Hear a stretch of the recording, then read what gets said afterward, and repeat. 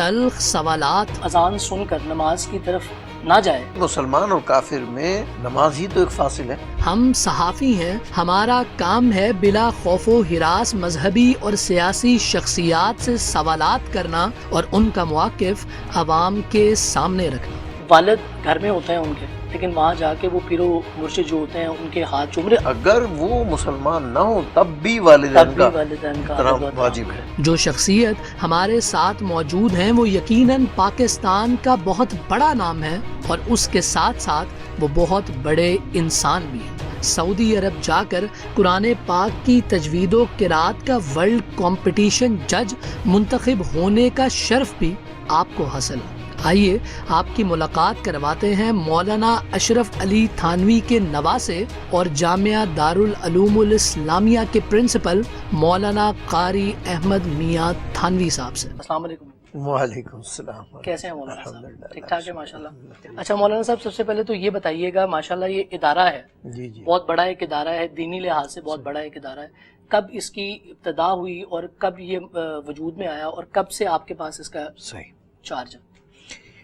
جامعہ دارالعلوم الاسلامیہ 1948 میں مولانا شبیر احمد عثمانی رحمۃ اللہ علیہ نے قائم کیا، ماشاءاللہ۔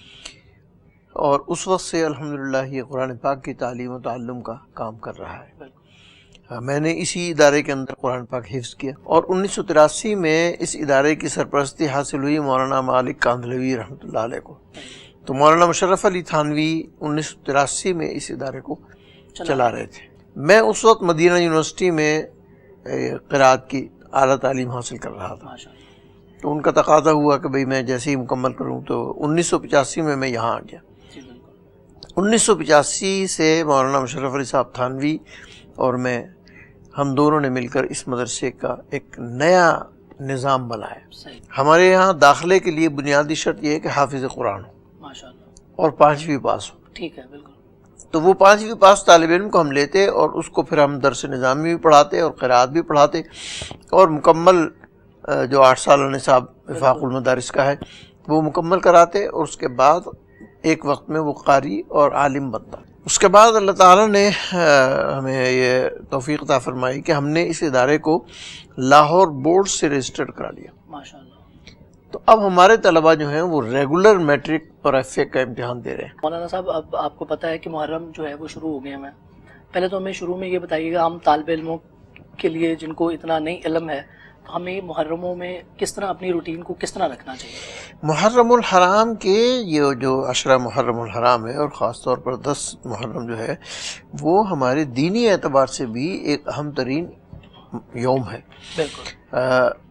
عبادات کے ایام میں سے بھی اس کو بہت فضیلت حاصل ہے، اور اس دن میں اللہ تعالیٰ نے ایک حضرت حسین رضی اللہ تعالیٰ عنہ کی شہادت کی وجہ سے اس دن کو ایک اور اہمیت حاصل ہو گئی۔ تو اس موقع کے اوپر چونکہ ملک میں ہمارے ہاں مختلف مسالک موجود ہیں، تو ہمیں ایک ایسا اتحاد اور اتفاق کا نمونہ بننا چاہیے، مثال بننی چاہیے کہ جس سے باہمی کوئی انتشار اور اختلاف پیدا نہ ہو۔ ادب و احترام دونوں طرف سے برابر ہونا چاہیے، بالکل، اور دونوں حضرات کا ادب و احترام ہونا چاہیے۔ بالکل۔ جب دونوں حضرات کا، حضرات صحابہ کے بھی احترام کیا جائے، حضرات اہل بیت کا بھی احترام کیا جائے، اور عظمت پیش نظر رکھی جائے، اور دونوں طرف سے اور دونوں طرف کا ادب کیا جائے، کسی قسم کی گستاخی کسی کی شان میں نہیں ہونی چاہیے۔ اچھا مولانا صاحب، ایک اور چیز، آپ ماشاءاللہ بڑی شخصیت ہیں، جو ہے وہ قرآن پاک کو سمجھتے ہیں، ہم جیسے ناقص لوگ جو ہیں وہ نہیں، مطلب اتنا علم نہیں رکھتے۔ مجھے یہ بتائیے گا کہ جب اذان کا ٹائم ہوتا ہے، اذان کی آواز آتی ہے، اللہ اکبر، اللہ سب سے بڑے ہیں، آؤ نماز کی طرف، آؤ کامیابی کی طرف، اس کا بالکل مفہوم آپ کو مجھ سے زیادہ بہتر پتہ ہوگا۔ تو ایک دفتر میں بیٹھا ہوا انسان یا ایک کام کرنے والا، یونیورسٹی میں بیٹھا ہوا ایک طالب علم، جب وہ اذان سن کر نماز کی طرف نہ جائے، یا دفتر میں بیٹھا ہوا انسان نہ جائے، تو مسلمان اور کافر میں نماز ہی تو ایک فاصل ہے۔ بالکل، اور نماز ہی میرے خیال سے ایک، بلکہ خیال نہیں بلکہ میں کہوں گا یقین سے، ایک ایسی چیز ہے جو ہمیں ٹھہراؤ لاتی ہے. کائنات میں سب سے قیمتی اساس اللہ تعالیٰ ہے. سبحان اللہ. تو اللہ تعالیٰ سے اس کو ایک تقرب حاصل ہو جاتا ہے.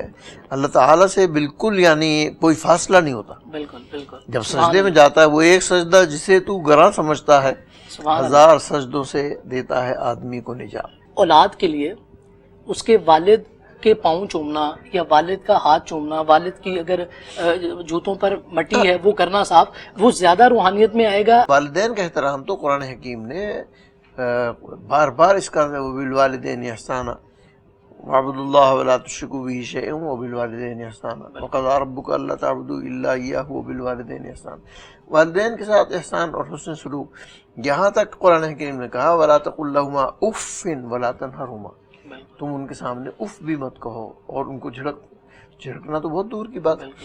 تو ادب والدین کا، تعظیم والدین کی، عظمت والدین کی، ان کے ساتھ محبت اور شفقت اور ان کا احترام مسلمان کی سب سے بڑی شان یہی ہے کہ جس طرح سے وہ اپنے دین کی حفاظت کرتا ہے، اپنے دین کے مقدس مقامات کی حفاظت کرتا ہے، مقدس ان کی تقدیس کرتا ہے، اسی طرح اپنے والدین کو بھی مقدس سمجھے اور ان کا بھی احترام کرے.